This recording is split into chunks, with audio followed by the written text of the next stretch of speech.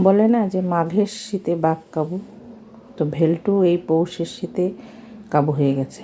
ভেলটু কেন, মানুষ পশু প্রাণী প্রত্যেকে এই যে হারে শীত পড়েছে কাবু হয়ে গেছে। তো ভেলটু সকালবেলা উঠে ঘুম থেকে উঠে বাইরে যাওয়ার জন্য প্রচণ্ড চিৎকার জুড়ে দেয়, বাইরে যাবে, প্রাতকৃত্য করতে যায়। তো সকালেই 9টার দিকে বাইরে নিয়ে যাওয়া হয়েছিল ওকে। বাইরে গিয়ে ওর একেবারে দাঁত কপাটে লেগে গেছে, দাঁতে দাঁত ঘষছে নিজেই ঠান্ডায়, আর সেই ভয়ে দৌড়ে বাড়ি চলে এসছে। বাড়ি এসে এই যে নিচে একটা কম্বল, উপরে একটা কম্বল নিয়ে চুপ করে ঘাপটি মেরে শুয়ে আছে। আর বাইরে যাওয়ার কোনো জিদ কান্নাকাটি কিচ্ছু নেই। তো এই শীত, অনেকে শীত খুব ভালোবাসে, উপভোগ করে। আমার তো শীত কোনো দিনই পছন্দ নয়।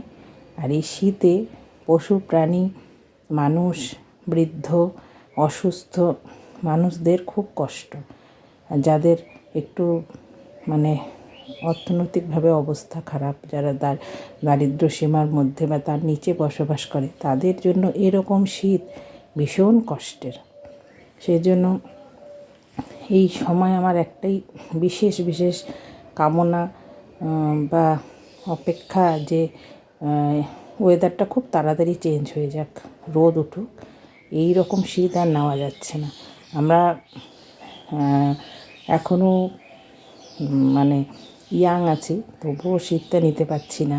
তো বৃদ্ধ মানুষ, বিশেষ করে যারা অসুস্থ, তাদের ভীষণ শোচনীয় অবস্থা এই শীতে।